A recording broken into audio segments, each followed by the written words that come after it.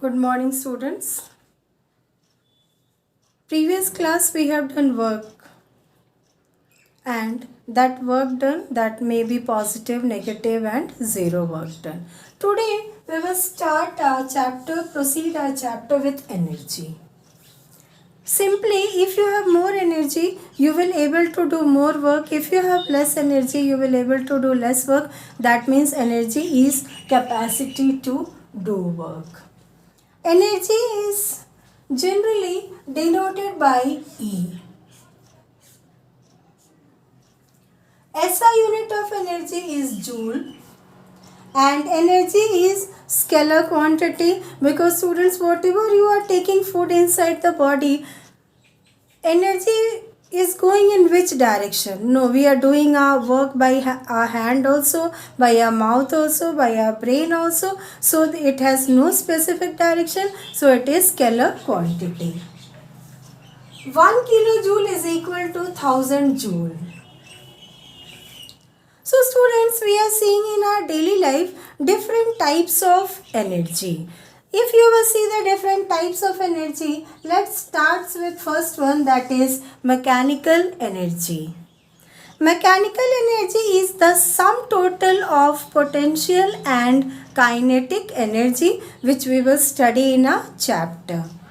Next to come heat energy. Heat energy is the energy due to body due to its temperature. If temperature will be high, it will be more hot. If temperature will be less, it will be cold body. Next to come chemical energy. Chemical energy is the energy possessed when there is a requirement of chemical reactions, or after chemical reactions some energy is released. So that is chemical energy. Come to electrical energy. Electrical energy is the energy which is possessed by the flowing of electrons, that you have studied in chemistry.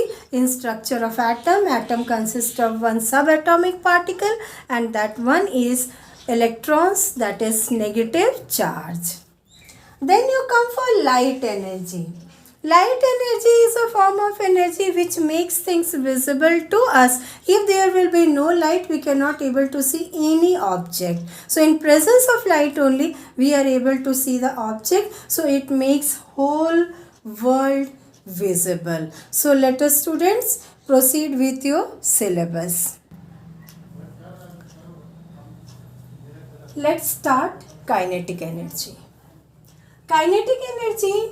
Kinetic is the word that has came from kinematics, and kinematics means motion of the body.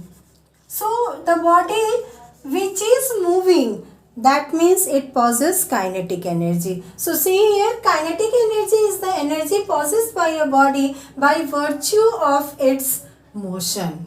For example, all the moving body.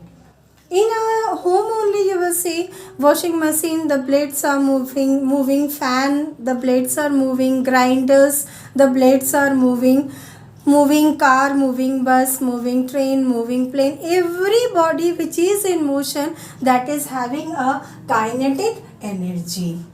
So let's see the formula, that what is the formula of kinetic energy. So we are going to derive it.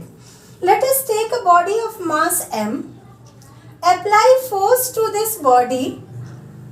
By applying force, the body has started moving. Let its initial velocity be u. Initial velocity.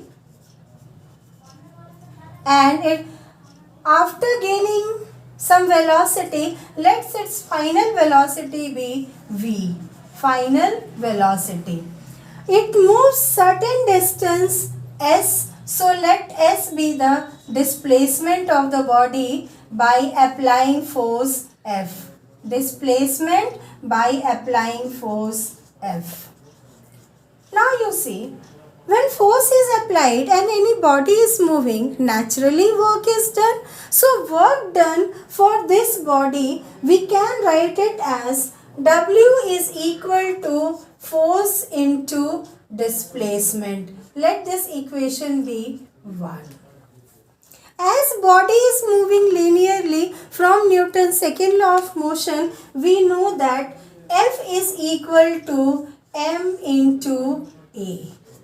Because body has gained some acceleration, first it was rest, u was 0, and it is taking a v, that means it gains some acceleration.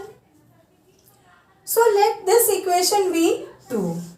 From third equation of motion, we know that v square minus u square is equal to 2as.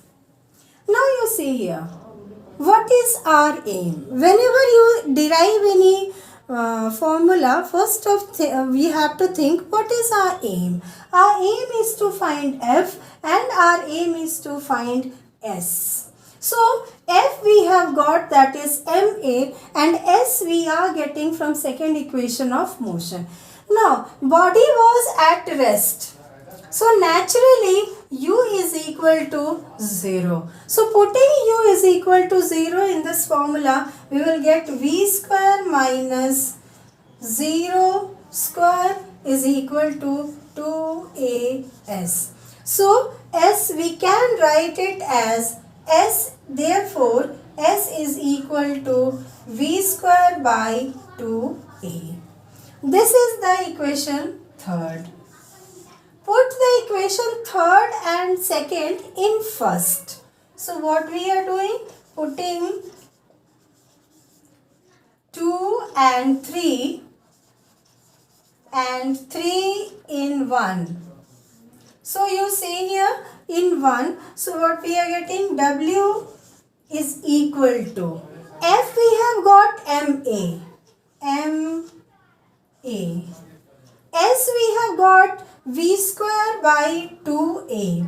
So into V square by 2A. So you see A and A is cancelled. So we have got MV square by 2A. So we can also write it, therefore W is the work done to bring the body is in motion. That means the work done is changed into kinetic energy. So we can write kinetic energy is equal to half mv square. This is the derivation for the kinetic energy. This is our formula. So student, please derive this one and check it. Anywhere problem, you send it to me. So students, let's see what conclusion we are getting from the kinetic energy. That is, kinetic energy is equal to half mv square, means factor on which kinetic energy depends. First factor, or you can say first conclusion, kinetic energy is directly proportional to mass of the body. If you increase the mass, kinetic energy also increases. If you decrease the mass, kinetic energy decreases. If I say you, if you double the mass, kinetic energy will get double. If you half the mass, kinetic energy will get half. Come for second one. What will happen if speed increases? Yes, kinetic energy is directly proportional to square of its velocity. So, if you will double the velocity, that means kinetic energy will increase. Double means 4 times. 4 times the kinetic energy will increase. If you will half, this is for this, if you will half the velocity, then kinetic energy will decrease 1/4 times. So students, you have seen that we have got the conclusion. When we are increasing the velocity, kinetic energy increases. When we are decreasing the velocity, kinetic energy decreases. So you will make notes of this. Next class we will do numerical. Okay.